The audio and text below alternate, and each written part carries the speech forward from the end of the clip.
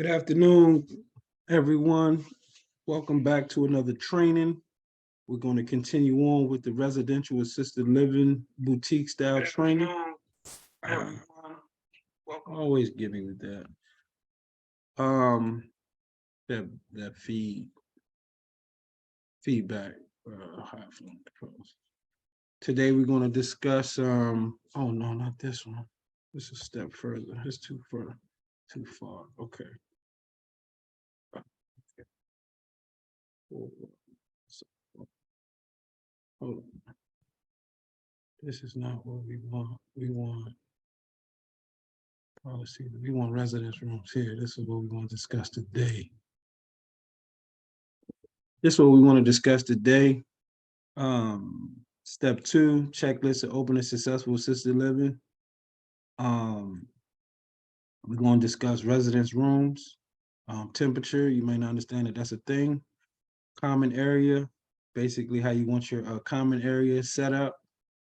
Bathroom, what you want to make sure you have in your bathrooms and how you want your bathroom set up. What some of the ideal things that we think that you should think about when setting up your bathroom, kitchen, and then fire emergency requirements. We already covered it. It was on this slide, so I'll do a quick overview on that as well. But first, what I want to discuss is something that we kind of touched on in our last training was before we get started here, I want to cover the universal, I don't know why I call it a universal, but it's the uniform disclosure statement. And your state might not require it, but my state does. And if your state doesn't require it, it's still a good idea to use it. So let me pull that up here first. And then once we cover that, we'll come back and we'll discuss the this checklist here. So give me 1 second to pull that document up. If you have any questions, feel free to post them in the comment section below. Of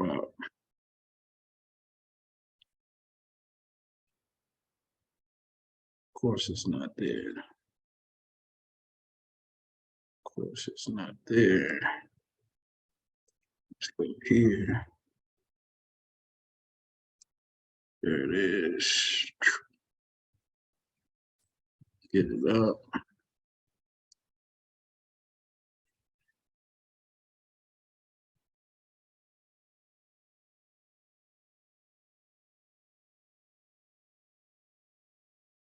That's it, right? Yeah. Cool.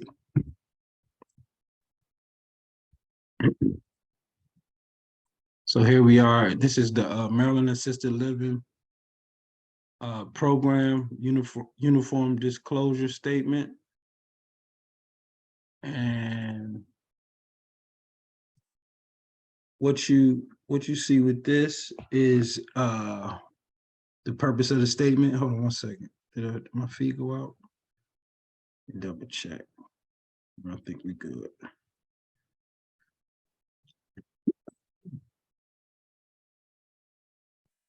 The uniform disclosure statement. The purpose of the disclosure statement is to empower consumers by describing an assisted living program, policies, services in a uniform manner.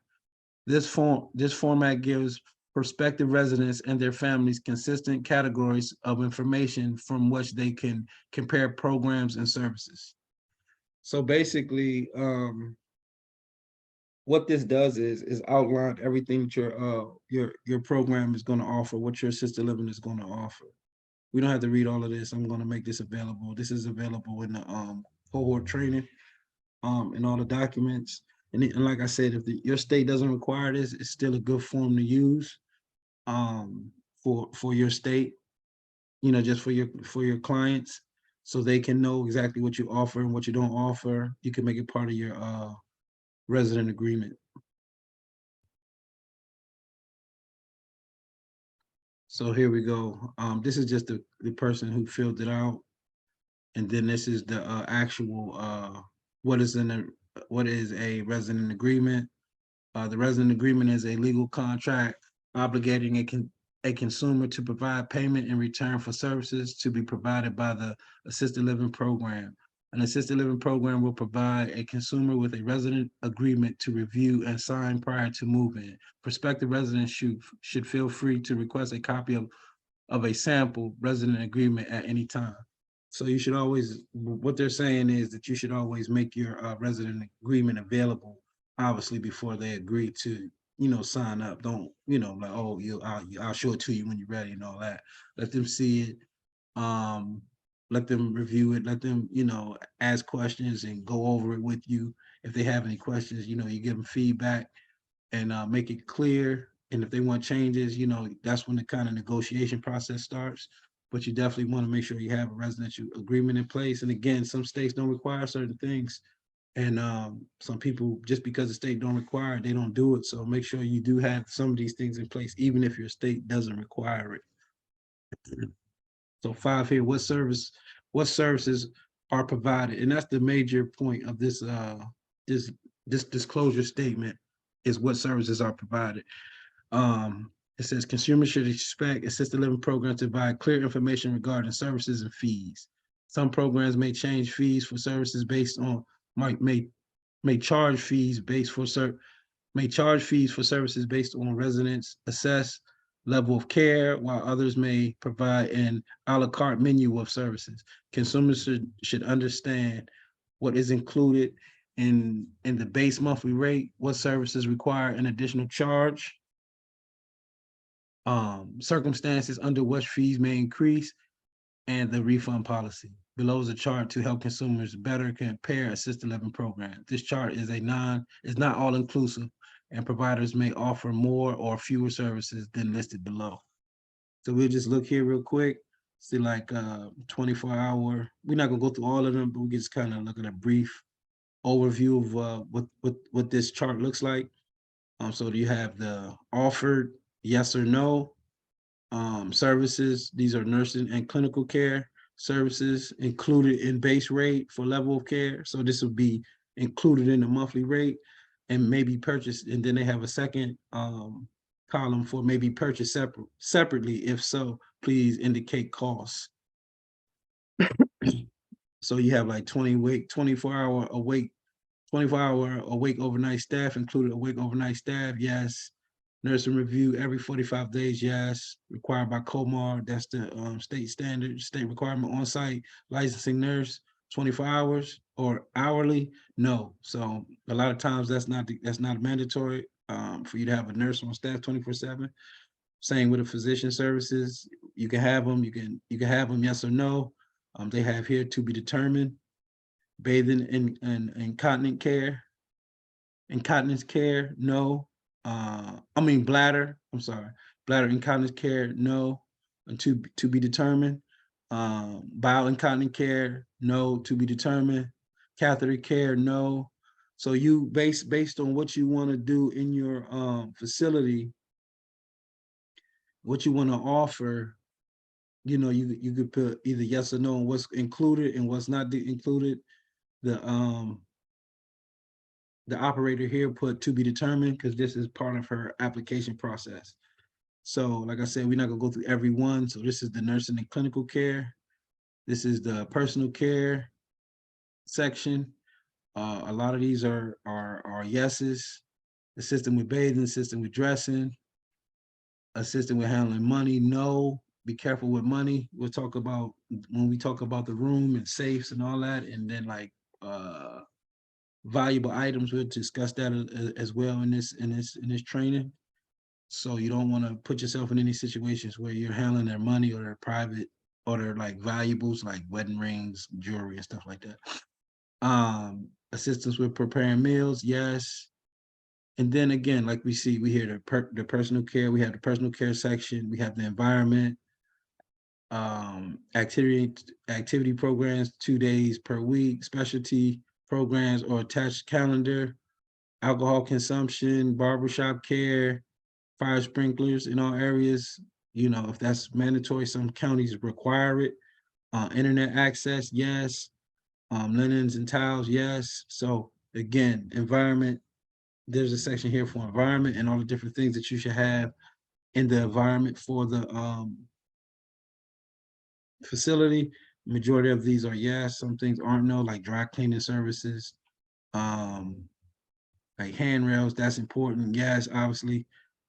And you know, certain things you don't have to have, but just remember, when you don't have everything that you don't have and everything you don't offer, the competitor down the street or around the corner or in the next community may have. So you definitely want to make sure you're being as competitive as possible and making sure you're offering as many of these things that you can afford to offer in your facility, so that you can add value to their, you know, their day-to-day lives. And that's what it's all about at the end of the day, is, you know, providing them with a very comfortable environment where they feel safe, secure, comfortable, happy, and, you know, they feel loved and treated well. And that comes with, you know, certain amenities. Environment continued, voluntary services such specifically voluntary specific and includes the facilities, policies, and procedures, wandering guard or similar systems. They got some new technology out there. This stuff is really inexpensive, but they have no here meals, three, three meals and two snacks per day. Kumar required, the Kumar is required that in Maryland, so that's a yes. Specific diets, special diets, they have no to be determined. So if that's what you're going to be able to offer, that's a value add to a lot of families, and especially nowadays with a lot of people being diabetics, you want to be able to make sure you can offer diabetic meals, special meals. Um, Pharmaceuticals and medication, durable medical equipment, specify, and they have no here to be determined. Medication administration, that's a med tech, that's pretty much mandatory. Medication injections, yes. Pharmaceuticals, no. Um, they have no here to be determined. Self-administration of medication permitted, yes. So here we go. Specialized care of services, behavior management, verbal aggression. Will that be, you know, a service? They have yes. Dementia care, no. So you. So when it says dementia care, I guess they're asking, are you going to have like a specialty program? But that doesn't mean you can't take a dementia patient, because obviously you can still take a dementia patient and have caregivers trained and certified in dementia. So that's not an issue, as long as you know, voice that we're not an actual facility that has a specialty program or a certification for dementia, but all of our caregivers are trained and familiar and, you know, experts in dementia and caring for dementia, you know, residents. So make them aware, show them the certifications, alongside with your caregivers resumes and stuff like that, and they'll be, you know, just as comfortable as having caregivers who are familiar with how to manage dementia, some of the strategies and tools and techniques that you can use to, you know, make a person who has dementia feel safe and comfortable, and, you know, be patient with them. Do they understand that there's going to be that in the facility, even though it's not considered a dementia care program or separate program or a certain designation with the license? So yeah, we're just looking at some of these other specialty cares and services, wound care, tube feeding. And these are all things that you can offer depending on your license level that you're shooting for, 1, 2, or 3. And then also what you feel like you know, your community, what you're comfortable with, and what you want to staff, and will the market stand, can the market stand some of these services, because you're going to have to pay different caregivers at different levels. Nurses are going to have to come in for different things. And if you're in a market where you might not be able to get clients, or you might not be able to, or the clients might not be able to afford some of these services, then you have to just think about that. So all of these things have to be thought out in the early stages of setting up your facility. What are the criteria for discharge or transfer? Okay, so 6 is, you know, criteria, criteria factors which may cause temporary transfer, permanent discharge, require of use of external resources. So medical conditions require care exceeding that which of the facility determines it can safely provide. You know, this is the first one: unacceptable physical, verbal, and sexual behavior, medication stabilization, danger to self and others, inability to toilet, non-ambulatory. And so these are some of the things that may you know, force your facility to discharge them temporary, permanent, and then, you know, you have to have some kind of other resources for them if you're going to discharge them, or will you have other resources available to them if you aren't able to um, provide these services. So going through here, you can see what they have checked and what they don't. And this is very important as well to, like I said, even if your state doesn't require this form, you still want to make sure that you have some of these things in place so the families will know up front, you know, because they don't know to ask these questions all the time. And it's your job to, you know, put this stuff out there, let them know what they're paying for, what to expect, what the expectation is on your end, what they shouldn't expect on your end, and then they can kind of readjust and make an informed decision about moving into your facility or your home. Who makes the resident discharge or transfer? The assistant living manager. That's probably going to be you. The delegated nurse can, you know, definitely recommend or you know, to the facility that resident needs to be discharged temporarily or permanently, and provide resources. Do families have input into the discharge or transfer decision? And they have no here. You don't want to give families, in most cases, you don't want to give families too much leeway over your facility. You say yes, but they can say, oh no, we're going to let our family members stay, no matter if they're being, you know, rude, you know, they're not stable with their medication, they're not doing whatever. And the family, once you click that yes, in the state of Maryland, they have say so over, you know, the discharge plans and stuff like that, and it can get real complicated. So you just want to make sure again that you have all this stuff up front.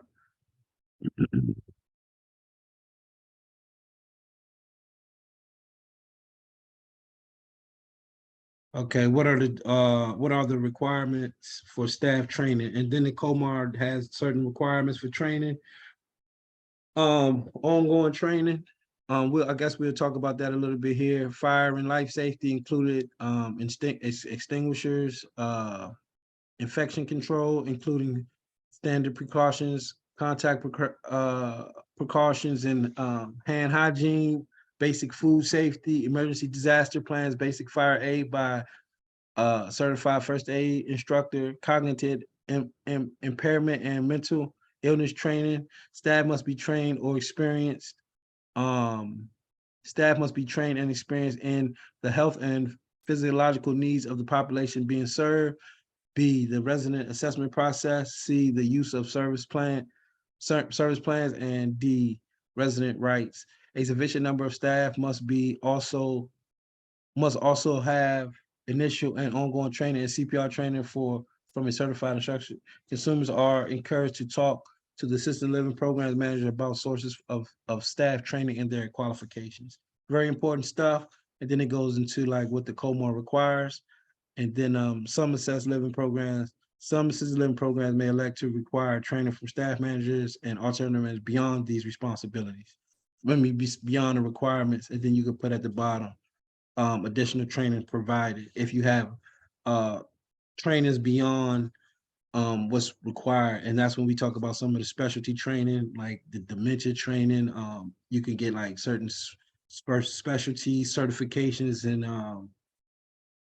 mobility, Parkinson's, when it comes to like mobility and stuff like that. So there's there's extra certifications that you can, dietary certifications that you can have your caregivers get, your staff get, to add to the value of that client, of the client's family member or the resident who will be in your facility. So there's a lot of great opportunities for you to use this to, like I said, outline a clear package, if you will, of what you're going to be offering, what you're not going to be offering, what's included, what's not included, rights, and what the staff or what the facility has the right to do and not do, and what the family's expectations should be, and then also going into the training of what the staff will have. And then finally, they have what's the staffing pattern. They want you to basically put what's the shift's going to be like, who's going to be on staff at all times. So here we have 7 a.m. to 3 p.m., 3 p.m. to 11, 11 to 7. So they have one med tech, which is a CNA, just with a med tech certification, on duty at all times. And then they have a physician and an RN at a physician as needed, and then every 45 days and as needed, and also as needed. So, and then you got to have, how do you file a complaint, and then you just go into, like, your grievance program, or how you're gonna take complaints. And if you're in Maryland, you have to go through this official manner. And this actual document, if you're in Maryland, if you're anywhere and you just want to use it, is you could just go to Uniform Disclosure Statement, assisted living, and it'll pop right up on Google. So this is not like my document or nothing that I created. This is an actual public document from the Maryland Department of Health, in the Office of Healthcare Quality, which is OHCQ. So I just wanted to cover that because we had talked about it a little bit in the training yesterday. So I just wanted to make sure we got back to it and covered it. And that's pretty much it. And if you have any questions, feel free to post in the comment section below. Let's get back to the slide and talk a little bit about rooms and what we had scheduled for the day.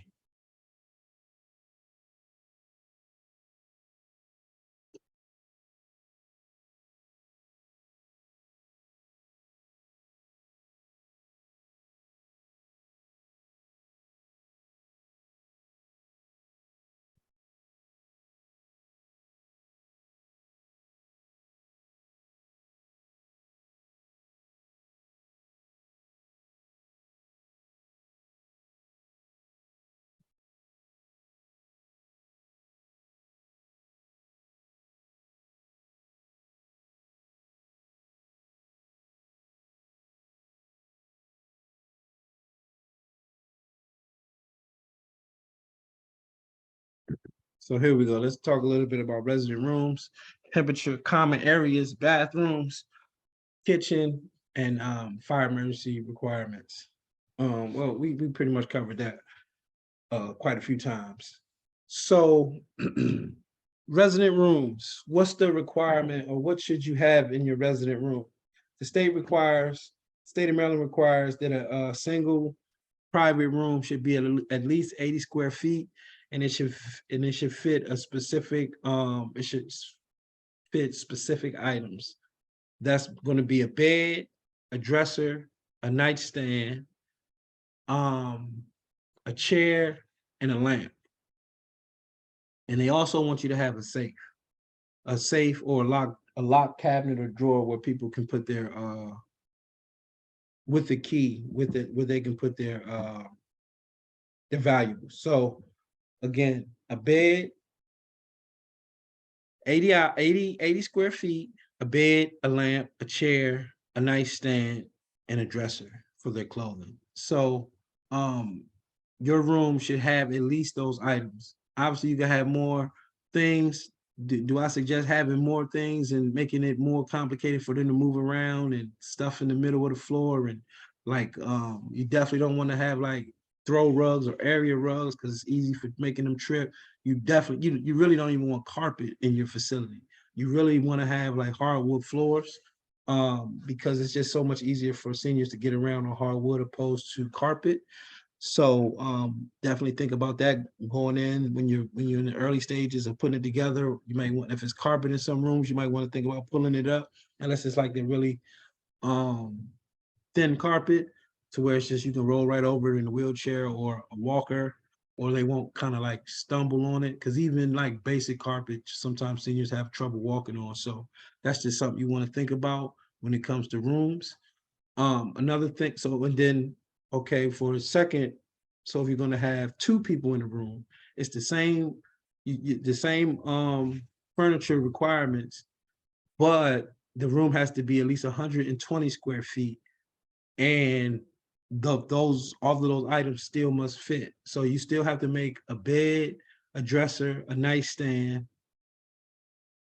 a chair, what did I say, a bed, and a lamp. They need all of those 5 items, and then like I said, a lock drawer or a safe for their valuables. At two people, at a semi-private room. So with a semi-private, it can be as big as 300 square feet. In the state of Maryland, no matter how big the room is, you can only put 2 people in there.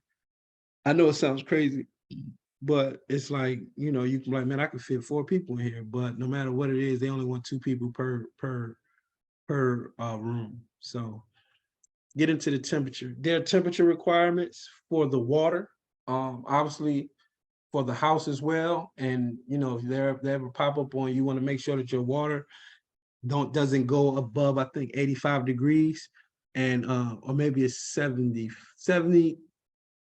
to 85 degrees is the water temperature. I don't know right offhand. I'll have to look again, but you want to make sure that your water doesn't get any hotter than that, because they want to make sure that the seniors don't burn themselves. And then when they're washing their hands or they're bathing, and then the temperature in the home has to be a certain level during the summer, and it has to be a certain level during the winter. Obviously, they got to stay warm. 65 to 70 degrees in the winter. No cooler than probably 75 in the winter. You know what I mean? They want to make sure that they're in a comfortable living environment all times.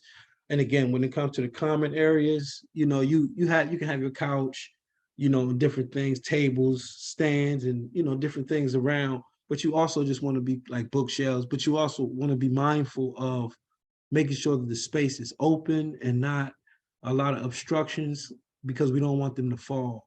And if there's ever like a long hallway, if you have like long hallways where they can possibly, fall, you want to make sure that you have, rails.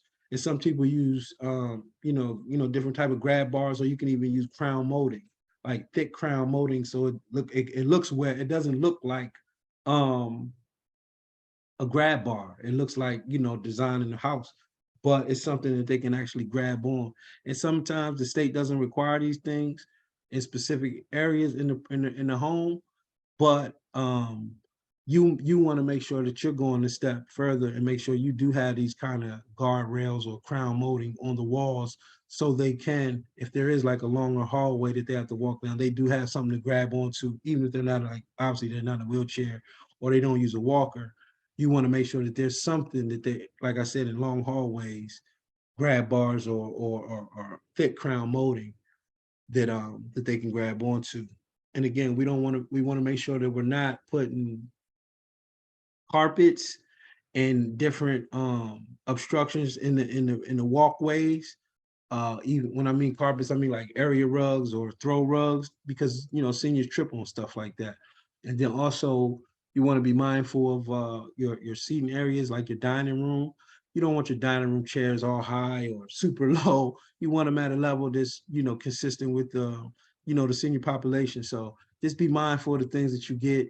It's not about, you want it to make it look nice and be aesthetically pleasing, but the first and foremost is safety and comfort for your seniors. So make sure that's always the first,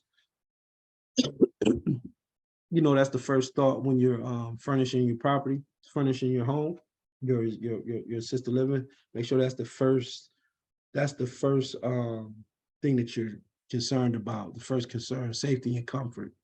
And then with your bathrooms, you want to make sure you have a nice, a decent sized bathroom, especially if you're going to take residents in wheelchairs. You want to make sure it's wheelchair accessible. You want to make sure you have grab bars. And if possible, make sure that you can even take the tub out and have like only a shower, like a shower where they can just kind of ease in and, scoot over into the chair or sit down and take baths. Um, but you definitely want to make sure that the bathroom is spacious enough. And again, you don't want any carpets, but you do want to make sure the floor always stays dry for slips and falls. You want to make sure that toiletries are not kept in the bathroom, like different residents don't have their toiletries in the bathroom. You want to make sure that they take their stuff back to their room when they go back into their personal space. And even if, make sure the caregivers do that as well. So when you open the cabinets, there shouldn't be anything in there. When you're opening up a lot of people like to put chemicals and different things, toiletries and stuff like that under the sink, remove that stuff, put it in a different area, secure location. So the seniors can't get it. It's like I said, some people, if you got dementia clients, they'll go into the stuff, they may drink it, they may drink some, some cleaning stuff. So you just want to remove those obstacles and some of those hazards from the beginning. So, and then, when it comes to bathing, most of your caregivers know what to do, but if you can make it easier for them by getting certain, the I don't want to call it hoses, but the whatever you call the thing that comes down and you wash them up with. I can't get it in my head right now, but the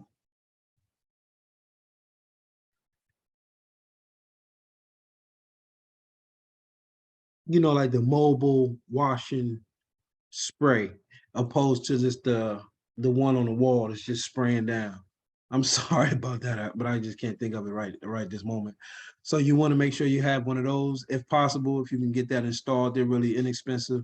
A simple plumber can figure it out. It's nothing to stress about. And then when it comes to like the kitchen, again, similar to the bathroom, you want to make sure that all like sharp things are put up. Nobody can just go grab a knife, and there's no chemicals under the sink, and it's just a safe environment for your residents. You want to make sure it's clean at all times. Like I said, the floor is always dry, so there's no slip and falls. And then a lot of times, even believe it or not, you might want to put a lock on your refrigerator because we've seen people, a lot of times dementia patients, they don't remember that they ate and they want to keep eating, or they'll keep trying to eat more food even beyond, like right after dinner, they don't remember that they ate, or right after snack, they think they didn't eat. So they'll be going and trying to get into the refrigerator. And to avoid you having to keep protecting, or your caregiver have to keep kind of like staying guard in the refrigerator, you just go ahead and put a lock on it. So those are some of the things that you want to think about when it comes to the basic home, some of the basics for setting up the property. We already covered fire emergency requirements. So for the moment, that's pretty much it for this step 2. And again, we'll be continuing on with the training. If you have any more questions, feel free to contact us, post your comments below, and we'll get right to you. Have a good evening and talk to you soon. Thanks.